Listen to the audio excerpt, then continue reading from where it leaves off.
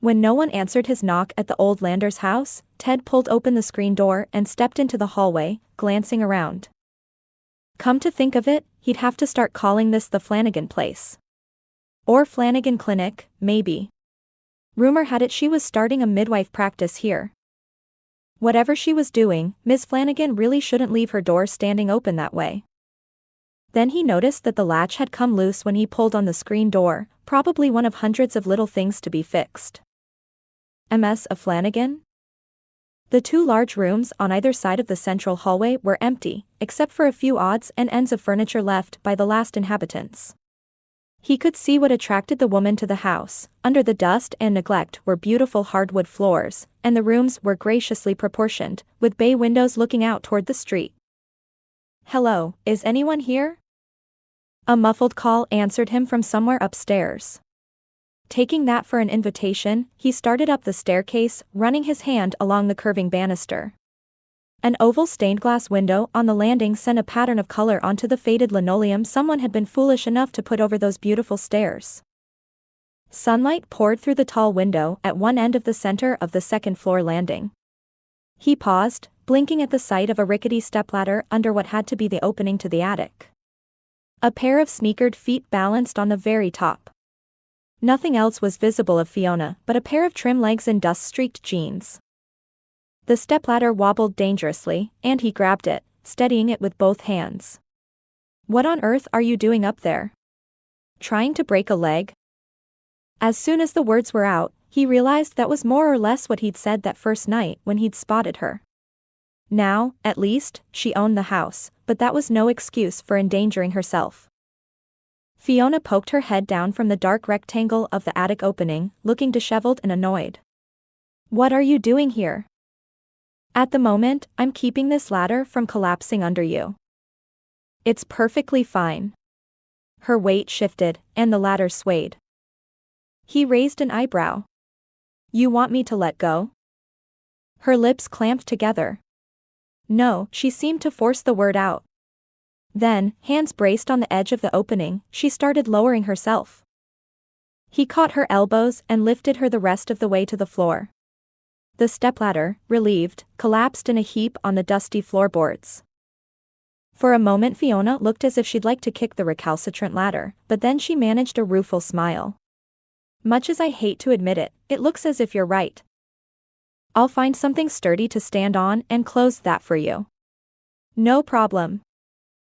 I'd say I don't need help, but that would just convince you I'm totally irrational. The smile warmed a bit, and her eyebrows lifted. Did you come for something in particular? Just being neighborly, he said mildly. He glanced around, spotting a solid-looking chair in the nearest room, and hauled it over. Fiona wouldn't be able to reach the ceiling from it, but he could. He climbed onto the chair, reached up and eased the hatch back into place. It set off a puff of dust as it settled into its groove. He stepped back to the floor. Fiona, apparently aware of how dirty she was, attempted to transfer the dust from her hands to her jeans, not looking at him. Thank you. Any time. That fierce independence of hers amused him, but it also made him wonder what was behind it. If she couldn't accept a little nosy neighborliness, she'd never fit in here. He'd had to get used to that again when he came back. She straightened. I'm glad this isn't an official call. As you can see, I'm rather busy just now. Looking over your new purchase from top to bottom, he agreed. The girls he'd grown up with had had plenty of spirit, giving as good as they got, but Fiona was different. Defensive, almost, and the cop part of his mind wondered what she had to be defensive about. It's a beautiful house, really. It's just been neglected. Her smile flickered, and he thought her pride of ownership was getting the better of her wariness with him. Once I have the renovations done, you won't know it's the same place. What do you have in mind to do? He was happy to keep her talking about the house, because it seemed to put her at ease. Since she was moving in, she was part of his responsibility, and he liked to stay on friendly terms with folks. My living quarters will be up here. She gestured. At first I thought I'd have to install a kitchen on this floor, but there's actually a back staircase that leads down to the current kitchen, so I can just use that. A remnant from the days when people had servants, I guess. What happens downstairs? The old parlor will make a perfect waiting room.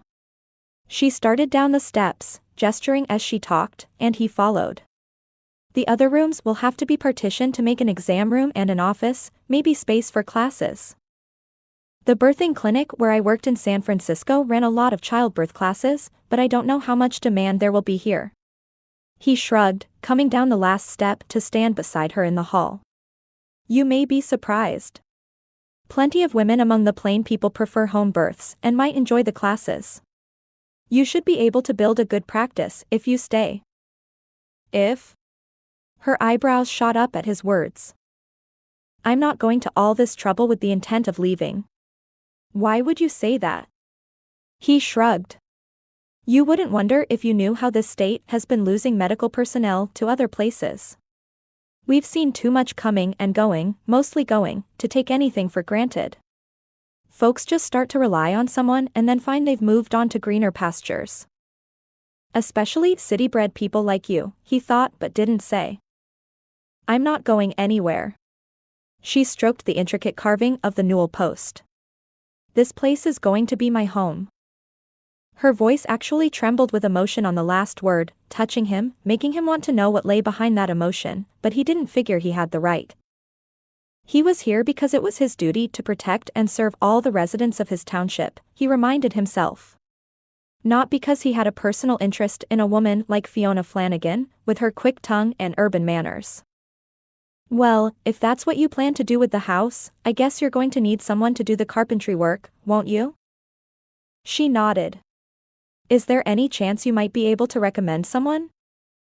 There are a couple of possibilities among the Amish carpenters, it being fall and the harvest is in. I'll see what I can do. Amish, she repeated, and he couldn't tell what emotion tightened her face for an instant. They're good carpenters, and this is an Amish community. I'd think you'd want an introduction to them. Yes, of course, that would be perfect. Whatever the emotion had been, it was gone. Do you think they'd be able to start soon? She looked up at him with such appeal that for a moment he'd do most anything to keep that hope shining in her eyes. I'll see if I can get hold of Mose Stetler. Maybe he can come over today or tomorrow. Thank you so much. All her wariness was washed away by enthusiasm. Thank you. No problem. He took a reluctant step toward the door. I'll see what I can do. And while he was at it, he'd best give himself a good talking to. Fiona's blend of urban sophistication and innocent enthusiasm was a heady mixture, but he couldn't afford to be intrigued by a woman like her. If he ever decided to risk himself on love again, it would be with a nice, ordinary woman who understood the balancing act between two worlds that he maintained every day of his life. By mid-afternoon, Fiona had finished cleaning the room intended for her bedroom and even hung some clothes in the closet.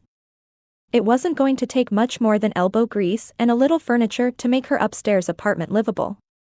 Now, if Ted came through on his promise to contact the carpenters, she could actually have an opening day in sight. She'd already gone through the arduous process necessary to get her certification in order, and she'd contacted several obstetricians and the hospital in Suffolk, as well as a birthing center in the city that could use her services on a part-time basis until she got her practice on its feet. Now all that remained was to complete the office and find some clients. Nolly, who knew the area well, had advised her to build word of mouth by meeting as many people as possible, and she might as well start on that today. After a shower and a change of clothes, she went outside, hesitating for a moment on the porch. She'd much rather be judged on her professional expertise than her personality, but if she planned to build her own practice, this had to be done. Taking a deep breath and straightening her jacket, she headed for the general store. She'd already noticed how busy it was, and since it was right next door, it was a logical place to start. The sign on the front door read Ruth Moser, proprietor. Maybe Ruth would be the friendly type of neighbor who'd let her post her business card where people would see it. Another deep breath was necessary, and then she opened the door and stepped inside. The store was bigger than she'd thought from the outside, extending back into almost cavernous depths where aisles were stocked with what she supposed were farming supplies, as well as hardware and tools she couldn't begin to identify. The front part of the store carried groceries, and through an archway she glimpsed what must have been the tourist section: quilts, rag rugs, cloth dolls with blank faces, all the souvenirs a visitor to Pennsylvania Dutch country might want to take home. "Welcome."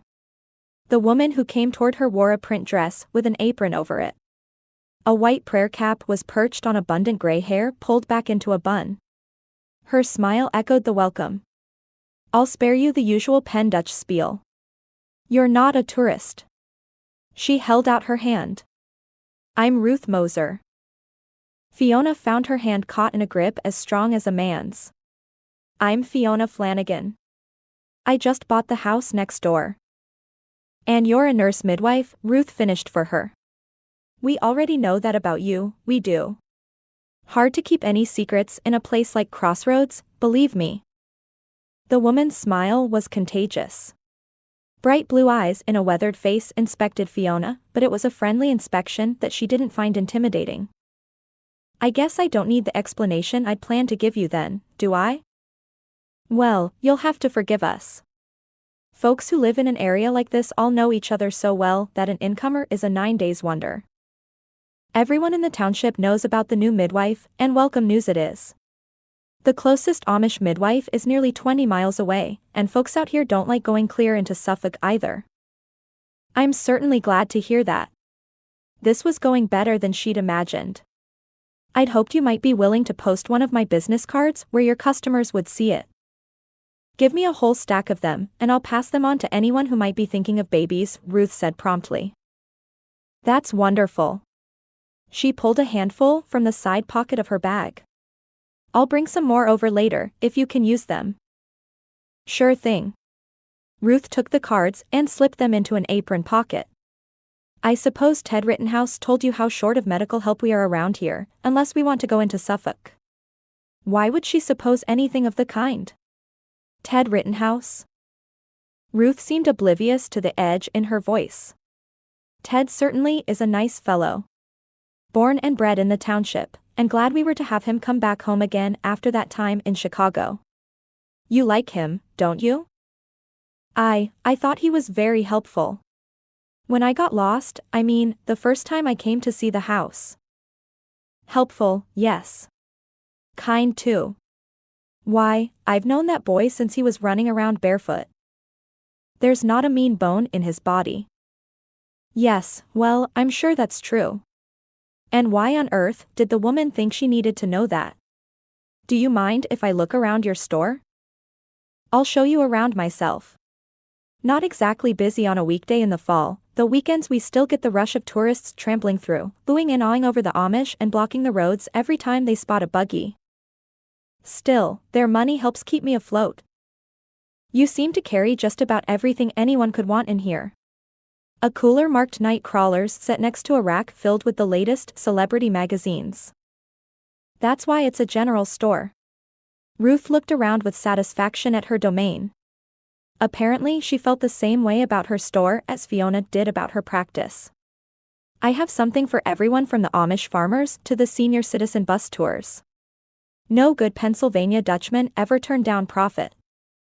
Fiona glanced at the woman's print dress. "You're not Amish, I take it?" "Mennonite. First cousins to the Amish, you bet." She brushed the full skirt. "You can tell by the clothes. You'll soon get onto it." The bell on the door tinkled, and she gestured toward the archway. "I'll just get that. Go on through and check out the other section. I've got some lovely quilts and handmade chests if you're looking to furnish your house local." She hadn't thought of that, but obviously it would be good public relations to buy some of what she needed locally. She walked through the archway. The rag rugs would be beautiful against the hardwood once the floors were cleaned and polished.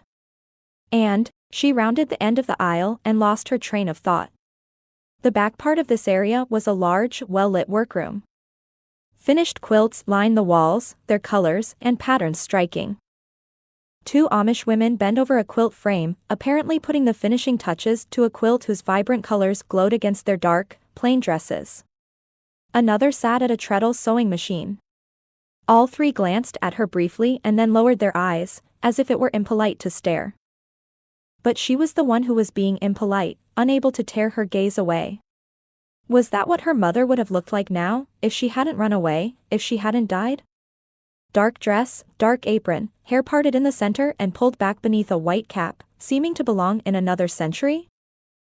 Looks like plenty of work is being done in here. The voice from behind startled her into an involuntary movement. Ted nodded coolly and strolled past her to lean over the quilt on the frame. Another double wedding ring? Haven't you made enough of those in the last year, Em? The woman he spoke to surprised Fiona by laughing up at him in what could only be described as a flirtatious way. That's what the English want, Ted Rittenhouse. You know that well, you do. Well, give the customers what they want, I suppose. He nodded toward Fiona, apparently not noticing that she stood frozen to the spot. You meet the new midwife who's setting up next door, did you?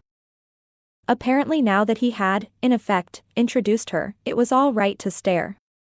3 pairs of eyes fixed on her as Ted mentioned the women's names, Emma Brandt, Barbara Stoller, Sarah Bauman. Emma was probably in her 30s, although it was difficult to judge, and the other 2 probably in their 60s. Fiona nodded, trying to get past the unexpected shock she'd felt at the sight of them. These were people who might introduce her to prospective clients in the Amish community, so she'd better try to make a decent impression. It's a pleasure to meet you. The quilt is wonderful. I didn't realize you actually made them here.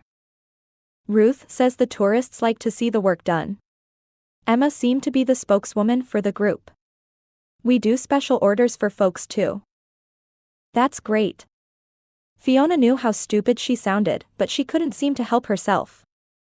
She'd assumed all Amish women were cloistered at home, taking care of their families, instead of out earning money. How much more didn't she know about her mother's people? Ted strolled back toward her. Could I have a moment of your time? I'll walk out with you. She nodded, saying, goodbye, to the quilters, and preceded him toward the exit. When the door closed, its bell tinkling, he spoke before she could get a word out. I'd say if you want to have an Amish clientele for that practice of yours, you'll have to stop looking at them like they're animals in the zoo. I didn't. But she probably had. I was just surprised, that's all. I didn't realize anyone was back there. How did the man always manage to put her in the wrong? Huh. He managed to infuse the syllables with such doubt that her embarrassment was swallowed up in anger.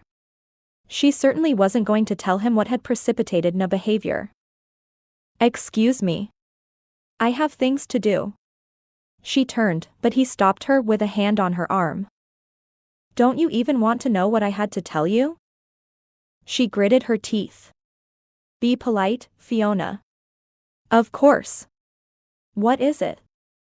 The carpenters will be coming around in an hour or so. Try to get over your feelings about the Amish before then, will you? Before she could respond, he walked off across the street. Well, it's not exactly what I expected. Fiona cradled the cell phone against her ear with one hand and continued scrubbing the kitchen sink with the other. She might have to rub all the enamel off to get it clean. Better or worse? Tracy Wilton, her closest friend from midwife training, sounded as if she were in the next room instead of 3,000 miles away. You could always come back, you know. They haven't filled your job here yet. I'm not sure whether it's better or worse, but it's definitely different. She thought of Ted's obvious doubt that she'd stick it out. I'm staying, though. I'll make it work. I bet you will. Listen, if your practice gets too big for one person, just give me a call. Especially if you found any great-looking men among those Pennsylvania Dutch farmers of yours. Fiona pushed an image of Ted Rittenhouse from her mind. I'm not looking for any. Trust me. Getting my practice up and running is enough to occupy me for the moment. All I'm worried about right now is whether my money will hold out that long. A rap sounded on the front door, and she headed into the hallway. Listen, Tracy, someone's here. I'll give you a call later, okay? Okay. Take care. Fiona snapped off the phone as she swung the door open and saw what appeared to be a whole congregation of Amish men in black trousers and dark shirts filling her porch. She blinked against the late afternoon sunlight and realized there were only 4, surveying her silently. What on earth?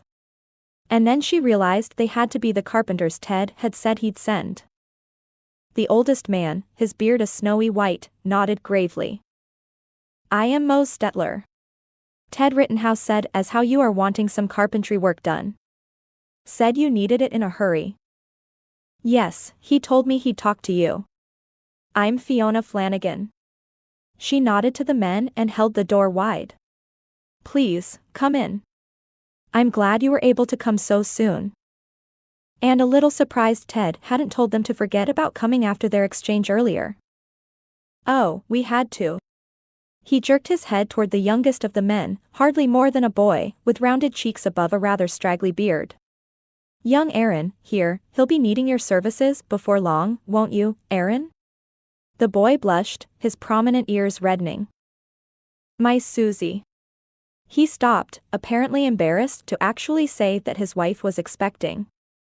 Well, then, all the more reason to get my practice up and running.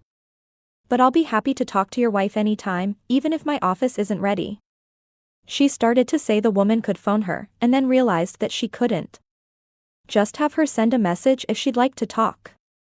He bobbed his head, flushing when one of the other men said something to him in what sounded like German. She didn't understand the words, but the teasing was obvious. So, now. Mr. Stetler rubbed calloused palms together. You show me what you want done, and I will figure out a price. His eyes twinkled. A fair price. You're one of us, after all. She blinked. Surely he couldn't be referring to her mother. No one knew except the Flanagans. One of you? A resident, not a tourist, he explained. Apparently tourists were fair game, but not someone who planned to live here. She showed them over the downstairs, explaining what she needed. Mose made several helpful suggestions for the arrangement that she hadn't thought of. Finally he took out a stub of pencil and a scrap of paper and figured a price. She looked at the paper with a sense of relief. It was high, but she'd known it would be, with the cost of materials, and it was well within her budget. Fine. We have a deal. When can you start? Stetler beamed. Right away. We do some measurements now, and then be back here at 8 o'clock tomorrow morning. Excellent. By the time they'd finished up the measurements and were heading out the door, they were on a first-name basis, even with Aaron, the shy expectant father. She was just assuring him that he wasn't going to feel a thing when one of the other men said something that made them all double over with laughter. He said unless Aaron's wife hits him for getting her into that predicament. Somehow she wasn't surprised to see Ted Rittenhouse standing by the porch, one large boot propped against the front step and a grin on his face. I'll protect him, Fiona shot back, her gaze challenging his. She'd let him see that she was getting along perfectly well with his Amish friends. Ted nudged at the step with his boot. Hey, Mose, you'd best put fixing this step at the top of your list. Mose nodded gravely. Before you put your big foot through it, yes. For some reason, everyone thought that was funny, and they all trooped off, laughing, toward the wagon and its patiently waiting horse. She was very aware of Ted, standing silent beside her. When he didn't speak, she realized there was something she had to say.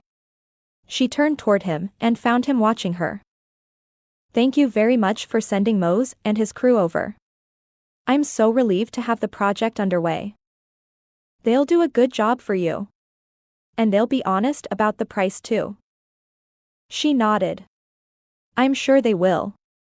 She hesitated, and then decided she'd better say the rest of what she'd been thinking.